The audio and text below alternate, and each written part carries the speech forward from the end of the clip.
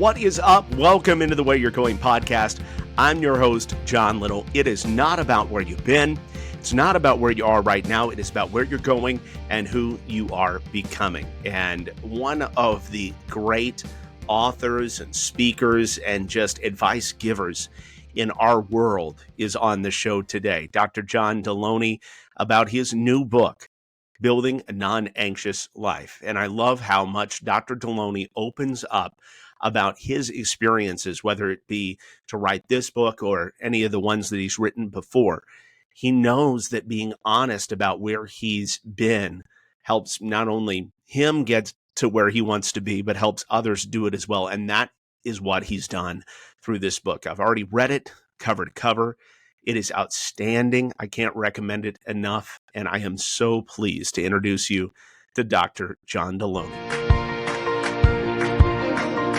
And he has written this awesome new book, Building a Non-Anxious Life. It looks like that. It's back there behind him as well. And there he is, live in the flesh. Dr. John Delony, thank you so much for the time. It's great to speak with you again. I'm really honored that you had me back. So thank you. Oh, of course. And many, many more times, hopefully after this as well. But one thing that you do say in this book toward the end is this is the toughest book, toughest writing assignment, basically. And you've written a lot of things over the years. You know, you got your doctorate and you've written books and, you know, you've had to write a lot. Why was this so difficult? I was not prepared to come face to face with the fact that I wasn't doing these things that I knew were so important for me and my wife and my kids and the people that I cared about the most. That as I wrote this, I started out on my high horse talking at people like, I'm so smart and I've done all this stuff and I've sat with all these people, so I'm going to tell you what to do. And as I got about halfway through it, I left my family. I went to a hotel for an extended stay and wrote and just tried to unwind what was happening. And it was me coming face to face with the fact that, dude, you're living a very anxious life. And I've been down this road before when everything fell apart, and I am on a fast track back to that place. And so it was a matter. It quickly went from me telling you what to do to me pulling up a seat at the table and saying, "Pass the queso, man. We got to talk about this together because I'm on this ride with you." Well, I definitely get that sense. And you say early on in the book, man, this first chapter feels really, really heavy. And I promise that there is hope. And you know there's hope because you've been through it, right? You've lived the anxious life. And then by using some of these principles, and we'll get into them here in a moment, you know, you've been able to get yourself to a more non-anxious point. I would just hope you'd open up with us a little bit. You know, what were the specific things as you wrote this that you're like, man, I got to get hold of, you know, these 3 or 4 things here that they're kind of getting out of whack. Well, I was coming off, I wrote a book last year that far exceeded what anybody's expectations were, which was awesome. It was awesome financially. It was awesome to be on the road and be speaking all over the place. And if you were to ask me, what's the one thing I do best, right? If you can listen to my show, my podcast, I'm not great. I'm not great on the air. Come on now. But I think my thing I'm best at is being on stage. And so then you get this instant feedback, and that felt so good. And my wife and I grew up with not a lot. And so we landed, everything was new to us, and it was so amazing. And then all of a sudden I looked up and realized my closest buddies that I talked to once a week turned into once a month, turned into, I haven't talked to those dudes like in 8 or 9 months. And I'm always preaching, you got to have a crew, you got to have friends, you got to go meet with people. And I realized I've been on the road. I haven't been to my home church in 6 months, right? Wow. And so these things started adding up, and then I start not sleeping that well. And then I start mainlining junk food, and then I skip this workout and I'll make it up tomorrow. And then I'll make it up the next day. And then my wife and I go from a real, I would call an intense closeness, like, right. She's like not my right hand person. She is my right hand. Like we are integrated to hey, make sure you get this and I'll get this. And so we become great co-managers of our house. And it all just happens not in one fell swoop, right? And I think this is the tragedy that we don't talk about very much, because this is the point in the show where I tell you that I cheated on my wife in this big spectacle, or that like I stole a bunch of money from Dave Ramsey, and we had like, that's not most of us. That makes for great headlines. Most of us, right, as they say, end up living quiet lives of desperation, right? So we just slowly tune down and tune down and tune down. And that was the part I was unprepared for, coming face to face with the psychology literature, and I read all over the place, and so some of the readings, but really me sitting with a pen and a paper and a keyboard saying, oh no, I'm headed towards a pretty gnarly trajectory. Well, it is a slippery slope, because, we don't want to be too hard on ourselves. We want to give ourselves a little bit of grace, at the same time, all the things you're talking about aren't necessarily bad things, having a successful book and stuff like that. But it's so hard in our society, and you talk about this in different ways, to know kind of when to say when, to know when is too much. And we've got the world at our fingertips, and now Chat GPT can just make stuff up for us as well. And, we're even more effective at, knowing everything. The point is that it really is hard to know when to say when, and when it's time to simplify. And you probably need to do it before, you get to that point of desperation. Well, I think two things became very, very clear to me over the last year in this process. Number one, as much as I preach against this, John, I really truly believed that if I just earned X enough dollars, I would finally be able to whisper to myself those things that I always wished my coaches and my dad and other people would have whispered to me. And I just thought that if I just make this much money, my wife will like me this much more. And my kids will be so connected. And if I just get this accolade and get on this stage and get on this podcast. And so for whatever it's worth, it's a cliche as old as time, but whatever you do that's great, never forget you go with you.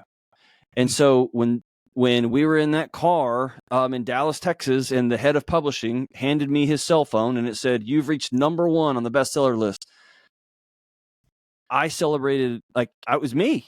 The guy who still doesn't like himself very much, the guy that's still frustrated, still chasing, still, haunted by demons, like whatever. And that's the first thing. The second thing is, for some reason, I fell into the second trap, which again, I tell people all the time. You will never be so clear of depression and anxiety and shame, these things that haunt you, that you have to, you reach a place where you can quit working on it. It's like having a workout that is so great on Monday that you never have to work out again for the rest of the month. That day doesn't exist. Or brushing your teeth so good on a Tuesday morning that you don't have to brush them for the rest of the week. That's not right. And so it really became crystal clear in a way that was peaceful to me. This will be a part of the rest of your life, being intentional about these things. And so that really shaped the direction of the book. If I could hand somebody a roadmap, what are a few things that people can focus on for the rest of their life that will help build this context that's going to change life? Here's the deal. We've created a life that our bodies can't live in. And I say that over and over in the book. And so really trying to figure out how to run faster in an aquarium filled with poisonous gas, that's dumb. I'm getting out of the aquarium. I'm just checking out of the matrix, and I'm going to try to rebuild something out here. And it is, like you say, it's something you've got to do consistently. And you even call these choices daily choices, right? It's something that we've got to try to do on a daily basis, not a weekly basis or, check in yearly on this stuff. It's to try to add that in on a daily basis. And you do have ways to do that, but I think they're kind of different for all of us. But again, the 6 choices: reality, connection, freedom, mindfulness, health and healing, and belief. First off, why is just choosing reality so important? Why is that the starting point? Because most of us are trying to, let me back up. I frame anxiety as, I think the way we talk about it's all wrong. anxiety, chronic stress, burnout, all that is a smoke alarm in your kitchen. It's just your body trying to get your attention that there's some things in your life where you're not safe, you're not connected, your body's found itself loneliness, etc. Your health is off. And so when we are answering these questions in the popular media, we're answering these questions in the magazine at the airport, or we're answering these questions during our YOLO, I'm going to drink 42 drinks tonight and like pedal tavern down whatever main street you live on.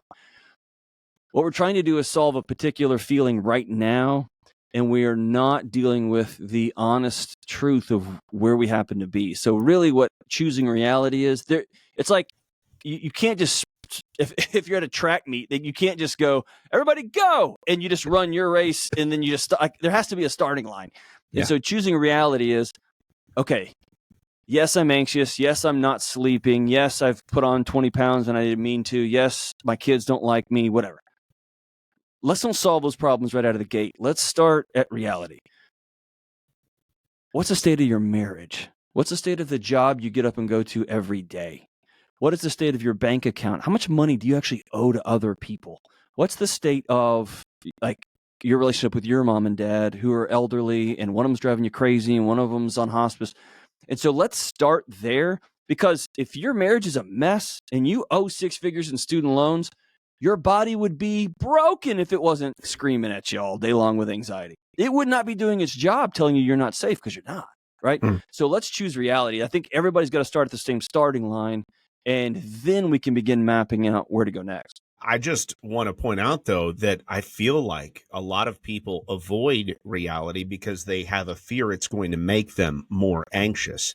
Like if I actually looked at, the checking account, or I actually did a budget, or if I actually climbed onto the scale, then that's going to make me more anxious or more depressed. But you say, no, that's exactly why we've got to get in there. So if for those of us that have things that we're avoiding, and I'm raising my hand, and I'm sure a lot of people are raising their hand right now, why do they need to stare that in the face to start here? So the way anxiety, and we could nerd out, but your listeners would just start veering off into the median while they're driving. Your body makes you anxious about a particular threat so that you avoid that threat. You miss that threat. If there's a bear at the front of the cave, if there's infidelity in your home, your body doesn't want you dealing with that. It's not safe because of the ramifications. So what anxiety does is it helps you avoid. And when you avoid, strangely, it makes the anxiety stronger, because your body got exactly what it was looking for, which is you to avoid that threat. And so it goes, oh man, that worked last time. Let's double click on that, and let's double click again. And so you're actually right. If you are scared about how much money you actually owe, and the thought of pulling your 3 credit reports just makes your heartbeat take off, go actually do it. You will be more anxious. Because your body will go, whoa, whoa, whoa, whoa, whoa, whoa. It's doing what it's supposed to. And the only way to feel less burned out, less chronically stressed, less anxious is to head directly into that storm. And I'll be the first to say, often I cannot go alone. I don't have the strength to go alone. I get overwhelmed. Yeah. That's why you got to have people to go with you, whether that's a licensed professional counselor, whether that's a pastor, whether that's a close couple of buddies that you trust. But you got to have somebody go with you often. But now I've been doing this so long, when I start getting anxious, I know exactly, I can just head right in. It's almost like another fist fight. Like, all right, I can fight this guy. So, but it's heading in. But at the beginning, man, I had to have a couple of buddies fight with me, right? I wasn't strong enough. Absolutely, you had to. And that's why connection is so important. And certainly for me, I have to have that connection. I've got to have those, for me, guys around me that, keep me accountable, that make sure to check up on me and me on them. But that is becoming something that is really, really rare in today's society. And you talk a little bit about why. Yeah. Going back to the question you asked before, the challenge with choosing reality, we have what they call it the attention economy. I would call it the distraction economy. The whole economy is built on getting you to look over here. Yeah. And it used to be with a billboard. And so you could only look over there if you were driving down a particular highway. Now they pump that distraction into our heads 24/7, 365. They put it in our pockets on buzz. They put it on our watches. They put it everywhere. And so you really have to wade through billions and billions of dollars and countless neuropsychological researchers who have created systems to keep you distracted. You have to wade through that to find the starting line. It's insane, right?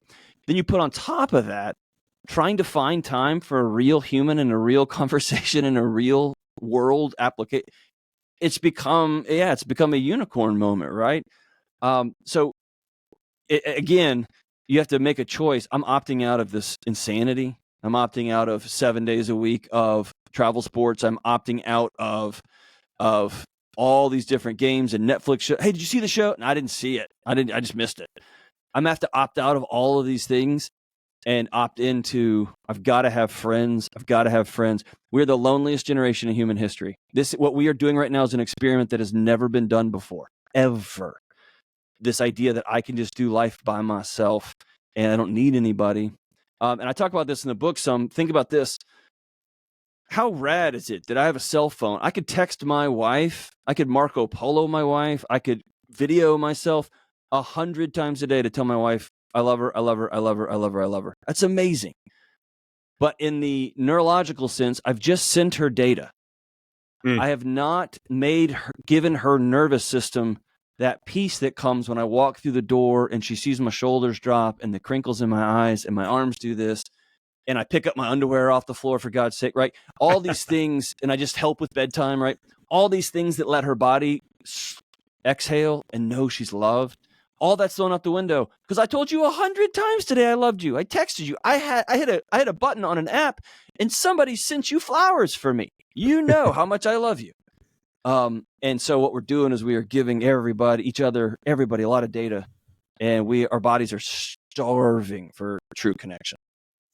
And when we choose connection or we choose any one of these things that you talk about, we're also, to pick something out of your last answer, going to have to say no probably to some other things, maybe tangible things. You talk in the book about how, you kind of tried to hack anxiety at one point in your life. You're like, all right, I'm going to just help myself be non-anxious by figuring out all these things to do with the systems in my brain. And then I'm going to know what button to push and everything's going to be okay. But it doesn't work like that. And as much as we fear simplifying our lives or fear giving up that travel ball for our kid or fear giving up these volunteer opportunities or fear giving up that overtime at work that makes us look like a really good, employee to our boss. It's giving those things up that will eventually lead to freedom. Yeah. One of the things that in the Choose Freedom chapter, I talk about, just take your arm and wipe your calendar completely clean. Just wipe everything off the table, clear the table, and back out and ask yourself this one nutty question. What kind of life do I actually want to live? And this hit me like when I got my first job in higher education at 26, and the job I was hired for, I was probably a decade too young for the job I had. So it was cool because I was always the youngest guy in the room. I was the youngest guy in the room for 20 years. And often by a decade or more. I was surrounded by these amazing, wise men and women from all over the place. But from the get-go, I wanted to be a college president, until I started working side by side and consulting with presidents and having friends of mine that were college presidents. And I remember saying one day I was driving home, I don't want that life. Yeah. I don't want all of that pressure and complaining and whining and all. I don't want any of that. And then I thought, oh no, what do I do now? Right. So I think there's clear your calendar off and say, what life do I want to have? And here's a great exercise. What do I want this to feel like when I get home? Mm-hmm. Do I want to have tension and chaos and let's go from here? We got to get this, get in the shower, everybody get. Or do I want to walk in the front door laughing and walk in the door feeling warm and walk in the door and my daughter's waiting for me with a pillow and a stick because I'm in a sword fight I didn't even know I was invited to, right? Like, what kind of home do I want to walk into? And then how do I reverse engineer that? I can't get that home in the Delony house. I can't get that home if I owe somebody money. I just can't. I instantly sit down at my table and my brain's like, all right, dude, we got to earn some more money. What else can you do? Can you get another shift? Can you teach another college course? I can't be there if I'm not okay with my wife. If my wife and I are on the outs, everything in my life is on the outs, right? And so whatever it is for you, you just got to reverse engineer that. But yeah, we've created a life by everyone else's expectations, where the soccer coach, my 9-year-old soccer coach, is telling my family what we're doing for the next 42 weekends. That's insane. What are we doing, right? Well, if we don't do that, then you're not going to get a scholarship and we can't afford college. All that is just based out of fear and nonsense. It's just nonsense. Absolutely. Dr. John Delony is our guest. We're talking about his new book where we're building a non-anxious life. And you talk about freedom there in that chapter. And there are a lot of different types of freedom. We're talking about financial freedom, freedom in our schedules, freedom from clutter as well. That was kind of inspiring to think about. But there is a lot of freedom that we can gain in a lot of different areas of our lives. We're not just talking about, an eagle and waving an American flag around. Right. So I am I'd say a quasi prepper. My dad was a homicide detective there in Houston, so I mean, at any day it could all go down, right? I understand. And I think prepper is a very elevated, fancy way of saying hoarder. And so I was talking to my friend. Her name's Dawn Madsen. She's a minimalist writer. She's very, very, very smart. And she talked to me about this Japanese philosopher, this Japanese minimalist. I think his name was Sasaki. And he, man, it totally wrecked me.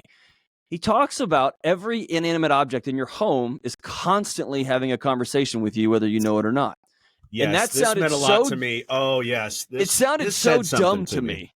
It sounded dumb. I was like, okay, Don, whatever. Then I went home, and I have in my basement, I've got all my hunting gear, all my guitars, my amplifiers, my whole library, 2 PhDs worth of books everywhere, right? And I've got a little foosball table thing for me and my kids. And I walked in there, and those books were like, oh, are you just done reading us? You're just going to be stupid forever? You don't even remember what we said. And I was like, no, I'll get to you guys. And then the guitars were like, are you just going to let the arts go? Are you too cool for your old rock and roll days? Remember, we were going to be something together. And that foosball table's like, wow, you're one of those dads who just reads a book instead of hanging out with his kids. And then I went upstairs, and the dishes in the sink were like, oh, you're one of those crappy husbands that doesn't even help their wife out with domestic stuff. What a jerk. And I realized, oh my gosh, all this stuff is screaming at me. Clothes in the closet. Oh, you're just gonna quit working out, huh? You're just gonna be Fat John now. That's cool, right? They just didn't stop. And so, I had to deal with those voices and all of these outside influences, and I had to really take control of that. And B, I had to. I dug, because I'm a nerd. I dug into the psychology of clutter and realized that the more voices come and the more stuff you're surrounded by, the louder your alarms are going to get. Your body lets you know you're not all right. So I've started a slow process of just not becoming a monk and not becoming a minimalist, if you will, but truly decluttering quite a bit. And I'm moving from room to room, slowly. My house is a disaster right now, but I'm slowly pulling it all apart. And I'm just seeking this home. What I want it to feel like when I walk home. I don't want a bunch of books screaming at me that I'm stupid. If I need to read a book, I'll go get that book. If I need it, I'll get it. But I don't want a book on the shelf telling my friends, look how smart this guy is. What a terrible way to live, right? It's a facade. It's fake. So yeah, clutter, chaos, right? We become addicted chemically to chaos. A lot of us grew up in chaotic households, and we recreate them as adults because it's what makes our bodies feel not safe, not whole, but it feels normal, right? It feels comfortable. It's what we know. And so we have to learn to live in a different way. Wow. Dr. John Delony, our guest. And, you talk about, I wanted to make sure to get to this. So hopefully this is a good time. But anxiety is just an alarm. And you alluded to it a little bit. But we become addicted to the alarms, you say. And, what are we doing, kind of instead of actually battling the blaze? What's an example of just attacking those alarms in our life rather than what's actually going on? To answer that fully, I think we need to back up and just look at some of the stories we were told about anxiety, that it's a disease, right? Okay. Something descended upon our body, like catching COVID. We caught this thing and it's a part of us forever. Or it's a genetic disorder, with the implication being, this is like, you got brown hair, dude. You could dye your hair, but you got brown hair, man. This is just the way you look. This is just you. You got anxiety. Even the language, you have it, as though you didn't, and then this thing came upon you. And so when we do that, over time, it becomes an identity, right? When I go into a crowded room of people, my body's, I have social anxiety, right? My body sets off the alarms that this isn't a safe place for me to be. That's just the way I am.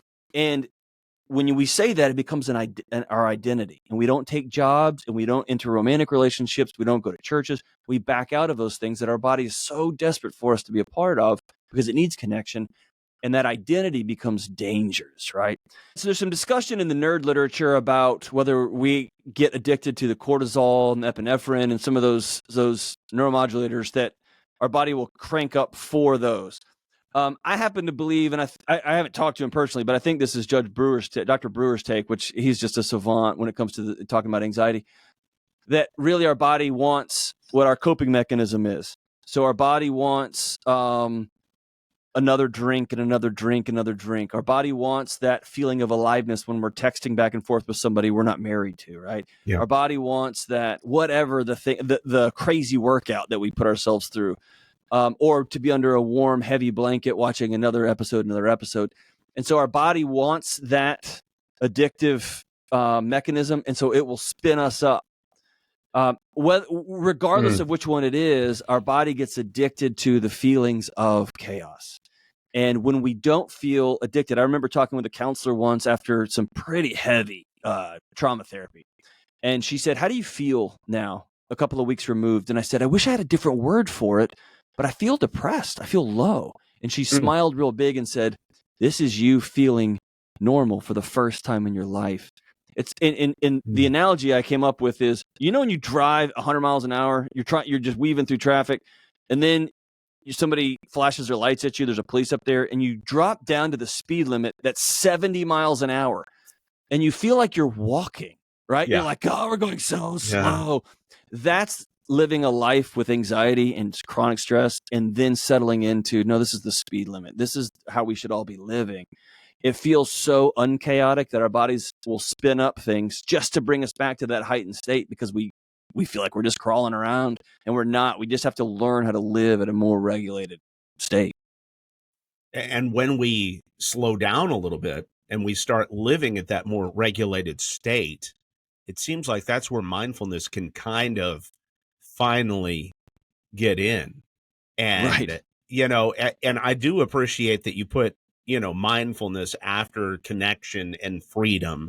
Not necessarily that it has to be in that order, but I do think that when you're able to give some stuff up, and you're able to declutter your brain and everything around you, then you can start to look at, why do I do the things that I do? And that's what mindfulness is all about, just trying to get your mind around that.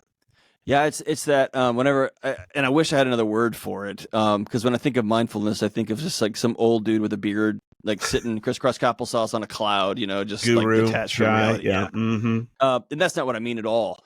All mindfulness is creating a gap between that feeling and then what I do next, right? What's that? I just felt this, and what am I going to do?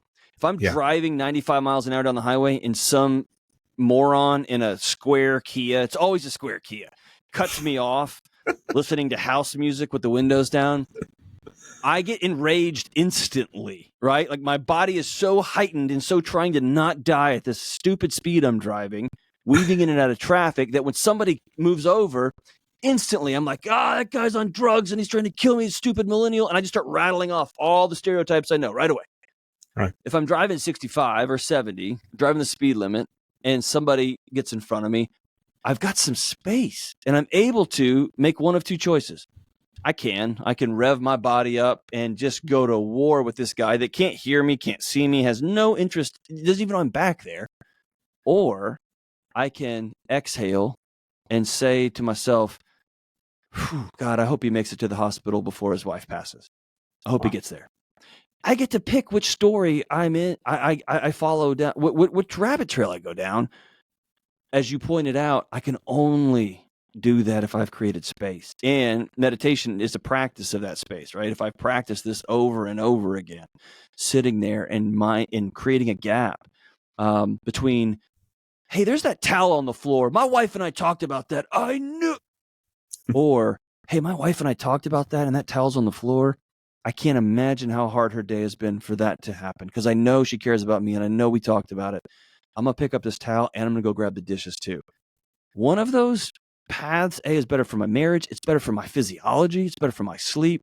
And one of those is I'm so busy. I'm so stacked up on top of everything in my life. I just got to go to war now, right? I have no other option. I got to go to war. And so, but yeah, the call to mindfulness is, dude, just slow down. Just even if it's a microsecond, slow down. Before you say that thing, before you do that thing, before you grab that donut, before you take a swing at that guy, before you yell at your kid, just take that moment and say, is this really what I'm fired up about? Right. Absolutely. Because so often it's not. It's almost never. It's almost never. I try to look at it from other people's perspective as well and say, why are they doing that annoying thing? I love that perspective of that guy must be on the way to the hospital. Why is that person? It could be that they're dealing with something very, like their mind's just not here because they just found out that their aunt died or something like that. Or something little, like think how wild their diarrhea must be for them to be driving like that, right? I mean, come on, we've all been there. I get to make up whatever story I want. And so what if I made up stories that left me a little more peaceful, a little more kind at the end of the day? I love that. So as we move on, health and healing, this is just such a challenging one for me, Dr. Delony, because it's just something I've battled up and down. And it seems like with my moods and just depending on whether or not I'm just feeling it, there are times in my life where I've been a warrior out there running, 30 miles a week or something like that. And then there are times where I'm just as sedentary as a rock sitting here. But it really does make a difference to get out there and move. And that there's been a clarion call the last, I'd say 6 months or so, just globally. There's just study after study, it seems, coming out where entire countries or entire fields of people who study mental health are suggesting a frontline step one if you're feeling anxious or depressed has got to be exercise. Because it's just as effective as, and we were just not designed to sit in a chair for 14 hours a day, trying to, with our brains just running. So I do think there's a gap between exercise and movement and CrossFit, exercise and movement, and I got to crush it and have abs. And so in this book, man, I'm somebody who's really hard on myself when it comes to exercise, and I've been doing it for 30 something years and I love it. Right. That's not only is that not everybody, that's not most people, and that's all right. Sometimes it's important to get some of these fitness guys off your Instagram feed because that's not you. The other side of it is, we can no longer be driven by how we feel. Because a lot of our feelings there's a great book title called Don't Believe Everything You Think. And I would add to it, don't believe everything you feel. So for me this morning, I did not feel like exercising. I'm tired. I leave this afternoon for a 5-hour drive for a speaking event at a university tomorrow morning. I didn't want to get up early and work out. And I also knew factually my whole day today and my success tomorrow morning hinges on this workout. So I don't care how you feel. Wow. We're gonna do this because it's the right next thing, and that is through a lot of counseling, a lot of talking with some experts across the country to get to that point. But so I think it's a mixture of both. And what's beautiful about this wheel, if you will, of these choices, I think for all of us, a couple of these things are really, really easy. Like if somebody says you got to work out, I'm like, great, get me out of this office. If somebody says, hey, you have to choose to believe in something bigger than yourself. Well, now I got a problem, right? Because that's hard for me. And for you, it might be, man, movement, it takes so much I hate it. I hate moving. I hate sweating. I hate all that. Well, and like I said, it's different things at different times in your life, Dr. That's Delony. right. That's right. You know, maybe I don't have 30 years of crushing it like you, but there have been times where I'm like, yeah, it's no problem, man. Exactly. Right. And then there are times where I'm just not. So, well, and sometimes health and healing is, dude, I got to quit drinking so many Red Bulls every morning, right? Yeah. I can't keep having 4 Monster Energy drinks and saying I'm on it, right? If I have to prop myself up this much just to be a present employee, I need to do something different. Sometimes health and healing for me was going to, I had a hard conversation with Lewis Howes, and I had a hard conversation with a buddy in New York. And I finally called the trauma counselor and just said, it's time. And this is after I wrote a book on trauma. This is after I've been married for 2 decades, right? And I tell you what, man, I've tracked my sleep scores and my heart rate and everything. My body has settled in. So sometimes choosing health and healing means going to see a counselor and saying those things out loud and working through them for the first time in your whole life. So health and healing is a broad range of, hey, go for a walk every day. Walk around your neighborhood with your friends or your wife or your kids or whatever, all the way to you need to go do some intense trauma therapy. It's everything in between, but it's just looking at your body as, I should at least take care of my body as good as my car. And I at least change the gas, and I at least put gas in it, and I at least change the oil in it. I at least should take care of my body that well, right? Absolutely. And so, Dr. Delony, we get to the final piece, which you kind of save it for last, because you know that for some people, you know, it's going to be really tough to wrap their brains around. And I just, you talk about people's lack of belief in something bigger than themselves, and how harmful that is. Why is it so harmful to us? Yeah, this was by far the hardest chapter for me to write, because I knew coming out of it, I was going to make everybody uncomfortable. Like both of my science friends who I love and I'm deeply connected to, and I'm a lifelong Christian, and I was going to make that community uncomfortable with me as well. But I think it's become incredibly clear that for the past however many gajillions of years people have existed, they've walked outside their tents or their huts and they've looked up to the sky and said, please rain so my kids will survive. Yeah. And so every civilization throughout history has had some series of gods or gods, something bigger than them that told them when they should move and when they should act and what they should wear and how they should be. And over the last 150, 200 years, we have just we've just cut the cord on all tethering bigger than us. And we've said, hey, we have arrived. We've solved for food. We have solved for, you can't find a mate in your local community? Cool. I made an app. You can date anyone on planet Earth. Just swipe right. We've solved all these big issues. And along the way, we have gotten really, really arrogant. And all the while, our bodies are completely untethered to something bigger than us. And I think the ultimate moment for me was sitting back and remembering all these psychological theories that I studied in grad school that ended with the self-actualization. If you will do these things, then you will finally be the center of the universe. And I think we're looking around at a generation that has been self-actualized. We have everything. And we're going mad. And I think we've realized the center of the universe cannot be the self. The self cannot hold that weight. And so we look and we crumble underneath the weight of it, and we try to prop it up with numbing. We try to prop it up with whatever. And what I'm proposing is the human body is designed to be anchored and tethered into something bigger than itself. And for me, that's my Christian faith. For you, that might be a different faith. For others, I even went as far in the book to my friends who are my atheist friends who I love dearly, who believe in the cycle of life and death and rebirth, right? I become part of the soil, becomes part of the tree, whatever.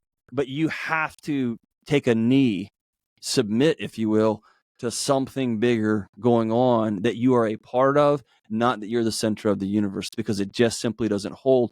And once the body is anchored in, I believe, I have chosen belief. Right? And that's not a matter of holding tight. I think the story I tell in the book is about Dave Ramsey peer pressuring me to go skydiving with him and falling out of a plane. I'm terrified of heights. And belief for me was about letting go. It was about resting in this thing, and it became one of the most transcendent moments of my life. But I don't believe we can echo through the world anymore, just ping pong through the world anymore, untethered from something bigger than ourselves. One of my favorite lines in the book basically is that, make no mistake, we all worship whatever, our attention is focused on. We worship, maybe. And so we take that word worship and we think, oh, you got to mean God, or you got to mean, whatever your deity is. Like you said, we start worshiping ourselves, we're going to let ourselves down. Yeah, I put the whole quote there from the great David Foster Wallace, who gave that classic speech at Kenyon College, where he's the one who said, and as an atheist, right? If everybody worships, don't embarrass yourself by saying you don't worship. And then he goes on to say, if you worship beauty, if you worship how you look, you will always feel less beautiful than the person next to you. And if you worship money, if you worship achievement, you will always be in search of the next car and the next big house. And if you worship, accomplishment, you will always be bitter about the person who broke your record. And so this idea of worshiping and settling in, you have to anchor into something bigger than yourself, because that's just human nature. It's how we are wired from the get-go to believe, to dial into something. And when you take away something bigger than yourself, you have to worship yourself. And if we look around, man, that's where we've ended up, in a pretty wild situation, in just a post-reality world, right? That comes from even the phrase, my truth is insane. That's madness, right? Like, you don't get your own one of those. Ooh. There is, like, how my feelings are true. Absolutely. My experiences, God almighty, yes, I'm a qualitative researcher. I believe in that. But the idea that I just get to invent, these are my colors, like, you can't do that. That's not the thing. So I think it's settling into this idea that I just have to submit to something bigger than myself. And that's a scary, hard thing to do for me. No, and it is for a lot of people. And again, for some people, it's a little bit easier. Like we keep saying, you may have that one absolutely down. There may be others that you have a trouble wrapping your brain around. And that's, that's where you're going to spend most of your time when it comes to this book. And it's a fantastic book. I got a couple off the wall questions for you, if you're up to it. Let's do it, man. Let's do it. Yeah. You ready to keep rodeoing? I have a 13-year-old son. There's no off-the-wall questions anymore. I wanted to ask, how is this, tour and the way that you're going to promote this book different, especially considering, like, I don't know, you talk about that, and we've all been there. We've all disappointed our kids, and I'm not even saying it's your fault, but, your 5-year-old's, fed up with you in the book about, basically lashing out, but it's probably because you just haven't been able to be there, because you've been out doing your thing and trying to make your lives better. What did you learn from the last tour that, and how is this one going to be? I think the first time around for me, and I'm an introvert, which I'm like a public facing person, and I can talk anyone's ear off, but at the end of the day, man, I love my private time in my basement with my guitars. So the first time through kind of felt like the first time you go water skiing and the boat starts to pull you, and it's just that jet blast of water in your face, and you think, ah! Yeah. And it's only when you persevere through that you stand up and everything gets real smooth, right? And so that first time through felt like that, and I didn't know enough to stand up, so I just took on about 30 gallons of water. This time through, I was real intentional. Me and my manager and the team that I work with, I really shut down the system for the last 60 days, last 2 months, really, and spent more time, over the top time, with kids, and also letting them know I'm about to hit the road. And my wife and I have planned thoroughly. When I worked in higher education, we used to have a date in the middle of August where we would say goodbye to each other, because I had move in, and then I had parents and all the drama with the first month of school. And then we'd have another date at the end of September where we would meet each other again. And it was symbolic more than anything, but hey, the next 60 days are going to be madhouse. And that was part of our schedule and routine. I didn't do that last time. This time we have. The other thing that I think is more important, those are all external things. It was important for me to unhook my feelings about how I am as a dad, the truth and the reality, from a 5-year-old. She's now 7. There is we don't let 7-year-olds smoke or drink or buy guns because they're 7. Why in the world would I outsource my parenting judgment to a 7-year-old? All right. So a lot of it was me growing up too and saying there are just going to be seasons when my 13-year-old son doesn't like his old man. And that doesn't mean I'm failing. That doesn't mean he's a bad kid. In fact, he's amazing. It doesn't mean I'm a terrible anything. That just means I live with a 13-year-old. And if anyone knows that, it's a guy that studied adolescent development. I should know this. A 7-year-old kid's feelings and emotions are on a blender without a top on. They're just all over the place. Why in the world would I anchor myself? So a lot of the work going into this season, which I actually think this book is already much bigger than the last one already, just with pre-sale stuff. And so I think I'll be even busier this season, but because I've done the work on the front end, things are going to be great. And by the way, this book is not an antidote to sadness, and it's not an antidote to heartbreak, and it's not an antidote to tragedy. Really, what I'm trying to do is, I think one of the most poignant stories in the book is, here's why you don't owe people money. Because one of my favorite cousins passed away suddenly out of nowhere. And I don't owe anybody any money. And so my wife and I got to buy a couple of plane tickets and travel to my hometown. And I got the privilege of just spending a few days being super, super sad. Building a non-anxious life didn't prevent my loved one from passing away, but it did allow me to grieve. And so all this stuff, your mom's still going to get cancer. Your wife is still going to leave you. Life is still going to come and hit you right in the mouth. What I'm trying to do with this book is to give people an ability to live a life so when those days come, I have the psychological, the emotional, the spiritual, the community resources to handle those challenges. And I'm not just knocked away and I can't recover, right? That's the purpose here. So life's still going to come, man. There's still going to be challenges on the road. I'm going to say the wrong thing. I'm going to do the wrong thing. I'm going to get in trouble. That's going to happen. But man, I've got the capacity now, spread out between me and my community and my wife and my kids. I've got the capacity to handle what comes, right? Absolutely. And a final question for you. I just appreciate, you saying that we're not broken and anxiety is not a disease. But with so many people wearing anxiety as a badge of honor, or, probably as a scarlet letter, and so that they're either the victim or the hero based on their belief there. How much pushback do you get from, saying basically that anxiety isn't a disease? Not that you're not saying it's not serious and, maybe there's some intervention necessary for some people.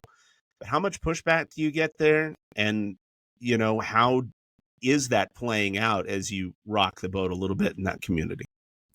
Actually, I mean, the pushback there is very, very minimal. And I think when it comes to the disease factor, I've got just the medical science on my mind, right? I mean, on my side. Where I do get pushback, and I 100% understand it because I would have been first in line to kick and scream, and I was intentional about this, not in a provoking way, but I was intentional in a empowering way by calling these things choices. And if I was still just riddled with anxiety like I was for years, if I was still struggling with depression and some of these OCD, some of those things, I'd be the first in line to go, oh, really? I'm choosing this? Seriously? And so I think that's a great question. I think that's a great, who do you think you are telling me I choose this? Do you think I'm choosing poverty? Do you think I'm choosing for my husband to cheat on me?